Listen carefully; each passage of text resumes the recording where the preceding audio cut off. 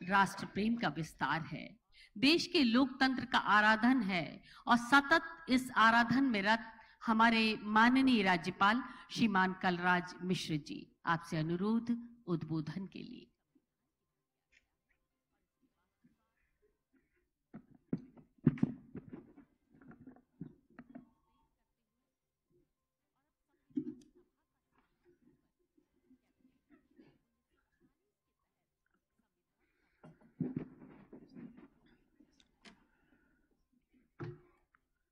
आज के इस गरिमामय कार्यक्रम में उपस्थित देश की सम्माननीय राष्ट्रपति महोदया श्रीमती द्रौपदी मुर्मू जी, राजस्थान के यशस्वी मुख्यमंत्री श्री अशोक गहलोत जी, विधानसभा अध्यक्ष डॉक्टर सीपी जोशी जी, विधानसभा में प्रतिपक्ष नेता गुलाब चंद कटारिया जी, मुख्य न्यायाधीश श्री पंकज मित्तल जी, मुख्य सचिव श्रीमती उषा शर्मा जी, यहाँ उपस्थित सभी हमारे सम्माननीय जनप्रतिनिधिगण, अन्य गणमान्य न्यायिक सेवा के, प्रशासनिक सेवा के और अन्य सभी सेवाओं के वरिष्ठ अधिकारीगण, मीडिया के मेरे साथियों और छायाकार बंधुओं, आज का दिन बहुत ही पावन है।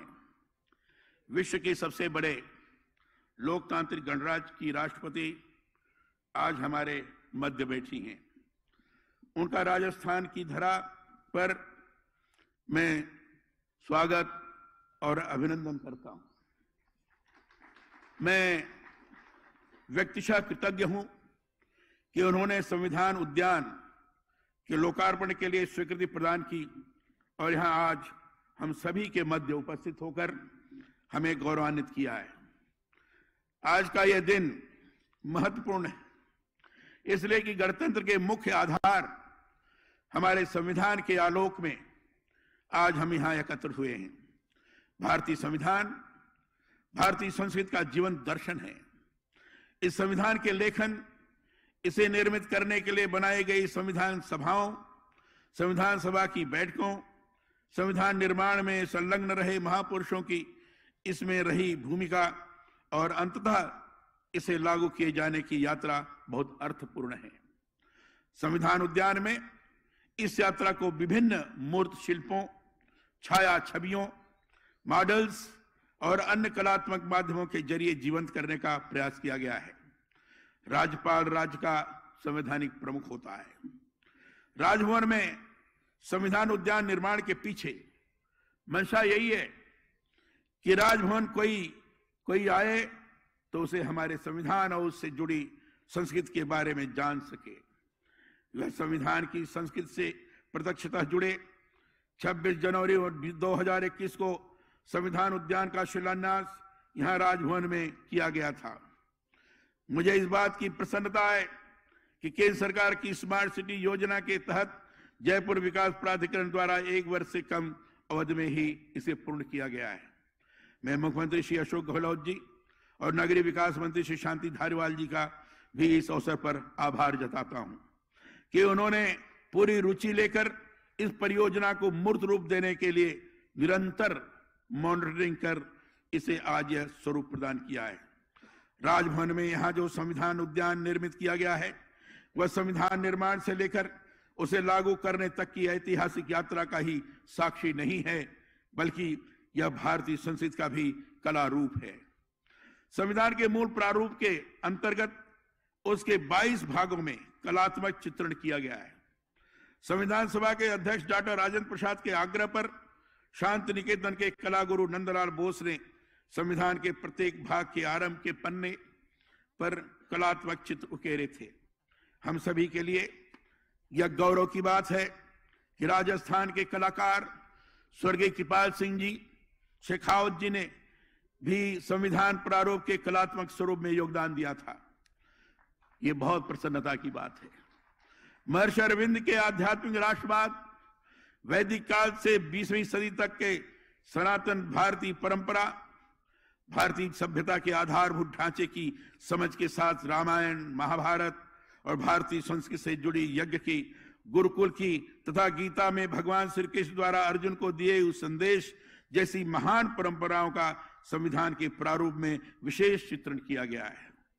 यहां यह जो संविधान उद्यान निर्मित किया गया है, उसमें संविधान से जुड़ी इस संस्कृति को भी विभिन्न मूर्त शिल्पों, छायांकन, संस्थापन आदि माध्यमों से प्रदर्शित किया गया है।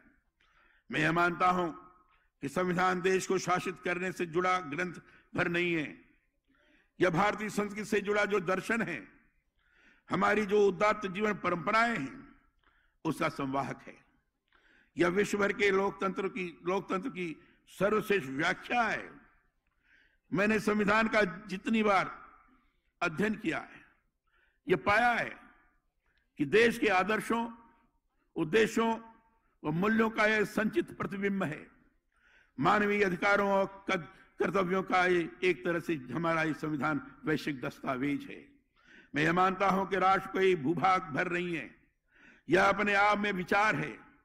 देश को विचार संज्ञा में देखने का अर्थ ही है ऐसा राष्ट्र जिसमें स्त्री पुरुष में, जात और धर्म के आधार पर मनुष्य में किसी तरह का कोई भेद नहीं है। भारत का अर्थ ही है ज्ञान और दर्शन की वह महान परंपरा जिसने सारे विश्व को वसुधैव कुटुंबकम के सूत्र के साथ अपना परिवार मानने का संदेश दिया है। संविधान का मूल हमारी वह महान परंपरा है जिसमें कहा गया है, लोकाः समस्ता सुखिनो भवन्तु। लोक कल्याण में ही सबका सुख निहित है। संविधान का मूल आधार यही परंपरा है। संविधान को देश की विविधता की, हमारी सामाजिक संस्कृति को ध्यान में रखते तैयार कर लागू किया गया है। दुनिया की सर्वश्रेष्ठ प्रस्तावना किसी संविधान की मानी गई है तो हमारे देश की है। संविधान की प्रस्तावना में है इसकी शक्ति सीधे जनता में निहित की गई है। संविधान उद्देश्य के हम भारत के लोग, शब्दों से लोकतंत्र का आदर्श स्वतः स्पष्ट होता है। हम भारत के लोग वाक्य भर नहीं है, यह हमारी महान भारतीय संस्कृति का एक तरह से जीवंत दर्शन है। मैंने राजस्थान में राज्यपाल बनने के बाद अपनी सबसे पहली प्राथमिकता विश्वविद्यालयों में संविधान उद्यानों के निर्माण की रखी। इसके पीछे उद्देश्य यही रहा है कि देश की जो नई पीढ़ी है, युवा जनमानस है, उसमें संविधान के प्रति आस्था और विश्वास जागृत हो। मैं चाहता हूं भारत के प्रत्येक नागरिक में यह आस्था बने। इसलिए प्रदेश में जितने भी सार्वजनिक कार्यक्रमों में मैं भाग लेता हूं, मेरा प्रयास रहता है कि वहां पर संविधान की प्रस्तावना और उद्देश्य का और मूल कर्तव्यों का भी वाचन करवाता हूं। राजस्थान विधानसभा में अपने अभिभाषण में भी मैंने संविधान की उद्देश्य का और मूल कर्तव्यों के वाचन की परंपरा डाली है। उम्मीद करता हूं भविष्य में भी यह परंपरा कायम रहेगी। गणतंत्र का तात्पर्य उस शासन व्यवस्था से है जिसका संवैधानिक मुखिया जनता के द्वारा चुना जाता है। भारत में संसदीय शासन व्यवस्था है, इसलिए राष्ट्रपति भारतीय गणतंत्र के सर्वोच्च नायक हैं और उनकी यह पद स्थिति समस्त निर्वाचित सांसदों और विधायकों से प्राप्त विधिवत बहुमत से चुने हुए राष्ट्राध्यक्ष की होती है। हमारा संविधान लोकमानस से सीधे और तौर पर जुड़ा हुआ है। संविधान के माध्यम से हमने एक लोक कल्याणकारी राज्य के सर्वोत्तम स्वरूप को साकार किया है। संविधान में इसलिए व्यवहारिक मौलिक अधिकार, कर्तव्य और राज्य की नीति निर्देशक तत्व दिए गए हैं। संविधान उद्यान के लोकार्पण के इस पावन अवसर पर आइए हम सभी महान संविधान निर्माताओं को नमन करें। लोक कल्याण और लोक आराधन के कार्यों के साथ भारतीय संस्कृति और विधान के आलोक में राष्ट्र के सर्वांगीण विकास के सहभागी बने। मैं माननीय राष्ट्रपति महोदया का पुनः आभार व्यक्त करता हूं, पुनः अभिनंदन करता हूं, उनका वंदन करता हूं कि उन्होंने अपने व्यस्त समय में से यहाँ आने का वक्त निकाला। केवल एक बार मैंने आग्रह किया था कि हम ऐसा कर रहे हैं, उसमें आप आए, आपने तुरंत स्वीकृति प्रदान की। इसके लिए मैं बार बार आपका आभार व्यक्त करता हूं। बहुत बहुत धन्यवाद। जय हिंद। हमारा संविधान, भारत का संविधान। धन्यवाद, बहुत बहुत धन्यवाद माननीय राज्यपाल महोदय। और अब जिन क्षणों का हमें इंतजार है, एक आग्रह करना चाहेंगे जितने भी लोग खड़े हैं इस दौरान सभी लोग अपने अपने आसन पर बैठ जाएं, कोई भी लोग खड़े ना रहें। आदर्श, संघर्ष और साहस के पर्याय के रूप में जनमानस में पूजित सम्माननीय राष्ट्रपति महोदया को अपने बीच पाकर हम भाव विभल और आनंदित और उत्साहित हैं। आप हमारा गौरव हैं, हमारा अभिमान है। आमंत्रित कर रहे हैं भारत गणराज्य की राष्ट्रपति माननीय द्रौपदी मुर्मू जी को। आप आए, अपना उत्प्रेरण और आशीर्वचन हमें प्रदान करें। माननीय राष्ट्रपति महोदया।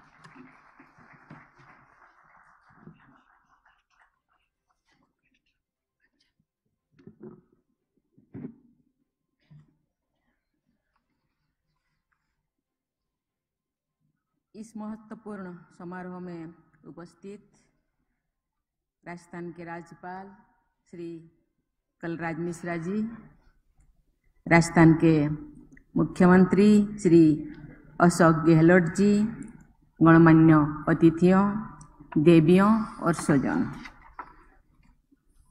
इस उद्यान के लोकार्पण समारोह में भाग लेकर मुझे बहुत प्रसन्नता हो रही है। इतने सुंदर और सूचनाप्रद संविधान उद्यान का परिकल्पना करना तथा इसे वर्तमान स्वरूप प्रदान करने के लिए मैं राज्यपाल श्री कलराज मिश्रा जी तथा इस कार्य से जुड़ी टीम के सभी सदस्यों की सराहना करती हूँ। संविधान उद्यान के साथ साथ इस राजभवन परिसर में मयूर स्तंभ, राष्ट्रीय ध्वज स्तंभ, महात्मा गांधी और महाराणा प्रताप की प्रतिमा का लोकार्पण करके मुझे अत्यंत प्रसन्नता हो रही है। मुझे विश्वास है कि इन प्रतीकों में समाहित उच्च आदर्श की प्रेरणा आने वाली पीढ़ियों की एक जरूर मिलेगा। आज राजस्थान के सौर ऊर्जा उत्पादन को नेशनल ग्रिड में जोड़ने वाले प्रोजेक्ट का उद्घाटन हुआ। इसके साथ ही 1000 मेगावाट वाली वेकिनार सोलर विद्युत परियोजना का भी शिलान्यास हुआ। पर्यावरण संरक्षण और ग्रीन एनर्जी पर स्वावलंबन की दिशा में ये सर्वसमस्त महत्वपूर्ण कदम है। देवियों और स्वजनों, राष्ट्रपति के रूप में राजस्थान की ये मेरी पहली यात्रा है। पृथ्वीराज चौहान, राणा सांगा, महाराणा प्रताप और दुर्गादास राठौर जैसे वीर योद्धाओं से लेकर स्वाधीनता के बाद परमवीर चक्र विजेता मेजर सोतान सिंह और कारगिल युद्ध के शहीदों तक राजस्थान के लोगों ने वीरता और बलिदान की अमिट गाथाएं लिखी हैं। पद्मथाई और भामाशाह के आदर्श की मिसाल आज भी दी जाती है और सदैव दी जाती रहेगी। ऐसे विभूतियों की इस धरती को मैं सादर नमन करती हूँ। हमारी संविधान में समानता का अधिकार दिया गया है। समानता तथा महिला सशक्तिकरण के संदर्भ में राजस्थान के एक महत्वपूर्ण योगदान को मैं रेखांकित करना चाहूँगी।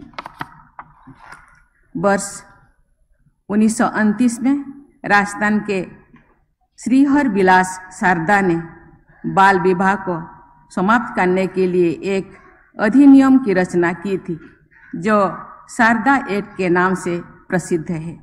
इस प्रकार राजस्थान का इतिहास महिलाओं की गरिमा और सशक्तिकरण का इतिहास भी है। इतिहास के ऐसे गौरवशाली आयामों पर राजस्थान के सभी निवासी गौरव का अनुभव करते होंगे, ये मेरा दृढ़ विश्वास है। देवियों और स्वजनों, हमारे लोकतंत्र विश्व का सबसे बड़ा और जीवंत लोकतंत्र है। हमारे इस महान लोकतंत्र का आधार है हमारा संविधान। इस समारोह में भाग लेकर संविधान निर्माताओं के प्रति सम्मान व्यक्त करने का अवसर भी मुझे मिल रहा है। एक कृतज्ञ राष्ट्र के निवासियों की ओर से भारत के अतुलनीय संविधान के असाधारण निर्माताओं की स्मृति को मैं नमन करती हूँ।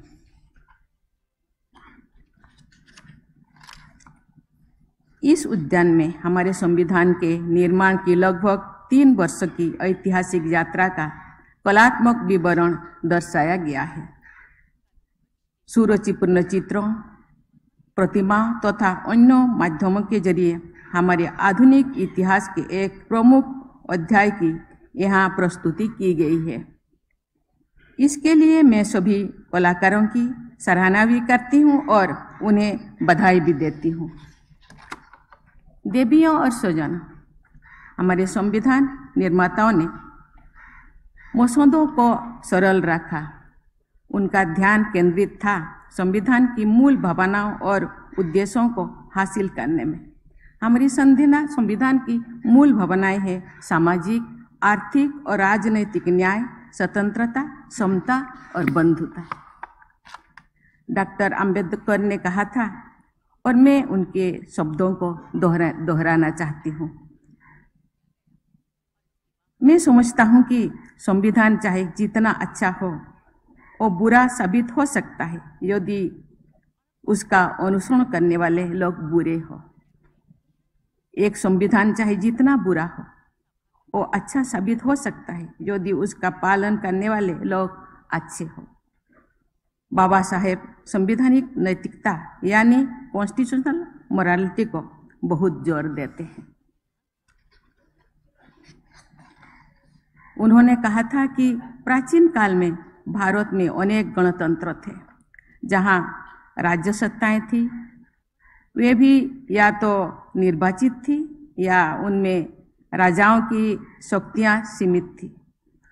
प्राचीन बौद्ध संघों में संसदीय प्रक्रिया के उन सभी नियमों का पालन किया जाता था जो आधुनिक युग में सर्वविदित है।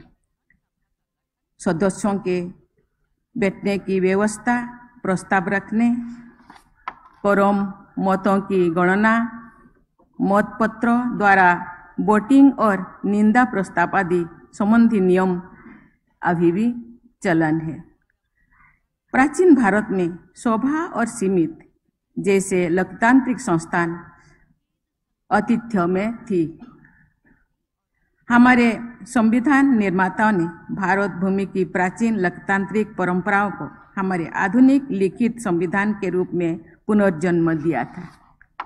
देवियों और स्वजनों, समाज के प्रत्येक वर्ग के प्रति संवेदनशीलता, लोकतंत्र के प्रत्येक स्तर तथा प्रशासन के प्रत्येक पक्ष के प्रति सजगता के कारण हमारे संविधान निर्माताओं ने एक विस्तृत संविधान की रचना की। अनुसूचित क्षेत्र, जनजातीय क्षेत्र का प्रशासन संघ और राज्यों के बीच संबंध से जुड़ी व्यापक प्रावधान, संघ और राज्य के अधीन सेवाएं, विशेष सहायता प्रदान करने योग्य वर्ग के संघ संबंधों में विशेष प्रावधान सहित अनेक क्षेत्रों में विस्तृत व्यवस्था का आधार संविधान निर्माताओं ने हमें सौंपा है। हमारे दूरदर्शी संविधान निर्माताओं के स्पष्ट विचार था कि भावी पीढ़ियों को अपने आवश्यकता के अनुसार व्यवस्था का निर्माण करने का पूरा अधिकार होना चाहिए। इसीलिए उनके द्वारा हमारे संविधान में ही संवैधानिक संशोधन के प्रावधान भी शामिल किए हैं। संविधान संपन्न संशोधन की प्रक्रिया का उपयोग करते हुए अब तक कुल 105 संशोधन किए जा चुके हैं। इस प्रकार हमारा संविधान एक जीवंत दस्तावेज है जो समय के साथ बदलती हुए जनमानस की आशाओं और आकांक्षाओं को समाहित करने में पूरी तरह सक्षम है। देवियों और स्वजनों, राष्ट्रपिता महात्मा गांधी ने अपने पत्र यंग इंडिया में लिखा था कि मैं ऐसे भारत के लिए काम करूंगा जिसमें गरीब से गरीब आदमी को भी लगे कि अपने देश को बनाने में मेरी बात भी मानी जाती है। भारतीय संविधान पर आधारित हमारा लोकतंत्र बापू के उस विचार के अनुरूप आगे बढ़ रहा है। मैं आज संविधान सभा के उन 15 महिला सदस्यों का विशेष उल्लेख करना चाहती हूँ जिन्होंने लगभग 100 वर्ष पहले के समाज में अपनी पहचान बनाई तथा भारतीय इतिहास को स्वर्णिम योगदान दिया। सरोजिनी नायडू, राजकुमारी अमृत कौर, ओमू स्वामीनाथन, हिंसाबेन मेहता, मालती चौधरी और बेगम एजाज रसूल जैसे महिलाओं ने विभिन्न क्षेत्रों में आगे बढ़कर बड़े बड़े कार्य किए हैं। मुझे ये जानकर प्रसन्नता हो रही है कि स्वाधीन भारत में पहली बार वर्तमान संसद में महिला सांसदों की संख्या 100 से अधिक हो गई है। लोकसभा में 82 तथा राज्यसभा में 33 महिला सांसदों का प्रतिनिधित्व होना एक रिकॉर्ड है। हमारी बहनें अपनी संघर्ष तथा योग्यता के बल पर पंचायत भवन से लेकर संसद भवन तक अपनी उपस्थिति और योगदान को निरंतर बढ़ा रही है तथा समाज और देश की सेवा कर रही है। देवियों और स्वजनों, मैं समझती हूँ कि इस संविधान उद्यान के निर्माण का मुख्य उद्देश्य संविधान के आदर्शों के प्रति जागरूकता बनाए रखना। ये एक बहुत ही महत्वपूर्ण उद्देश्य है जो हमारे देश के लोकतंत्र को मजबूत बनाए रखने की दिशा में एक कलापूर्ण प्रयास है। इस प्रयास के लिए मैं एक बार फिर राजस्थान सरकार और राज्य के सभी देशवासियों को बधाई देती हूँ। हमारे देशवासी संवैधानिक आदर्शों पर चलते हुए प्रगति के नए कीर्तिमान स्थापित करेंगे। इसी विश्वास के साथ मैं अपने वाणी को विराम देती हूँ। जय हिंद, जय भारत।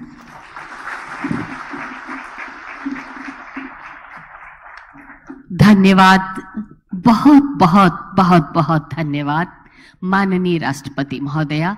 आप हमारा गौरव हैं, हमारा अभिमान है।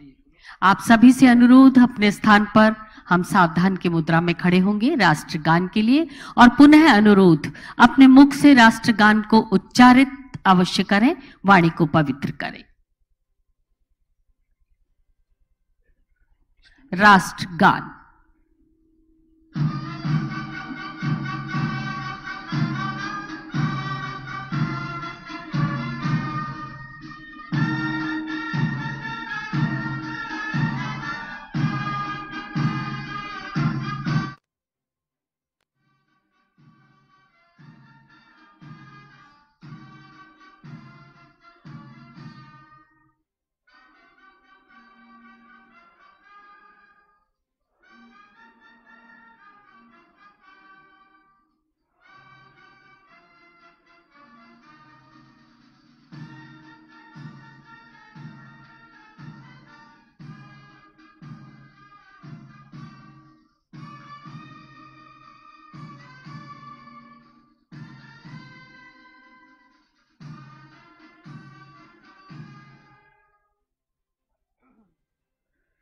माननीय राष्ट्रपति महोदया का प्रथम आगमन राजस्थान में, पूरे राजस्थान के आवाम की ओर से आपका बहुत बहुत आभार, धन्यवाद, और सभी गणमान्यों का बहुत बहुत आभार राजभवन परिवार की ओर से।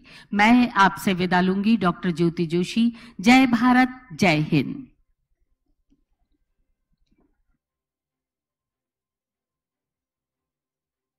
जो भी इस बारे में बोल रहे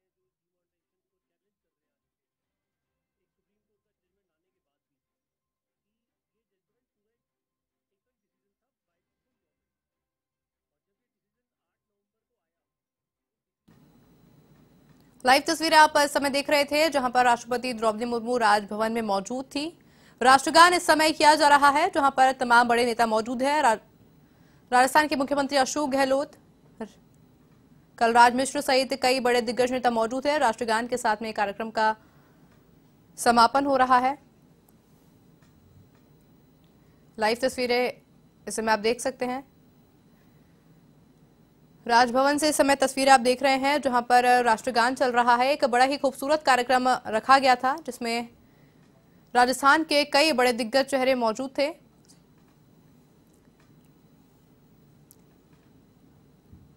कार्यक्रम का समापन हो चुका है, राष्ट्रगान खत्म हो चुका है। तो वहीं आपको बताएं संविधान पार्क का उद्घाटन द्रौपदी मुर्मू कर चुकी है और इसी के साथ में खूबसूरत कार्यक्रम का भी समापन हो चुका है।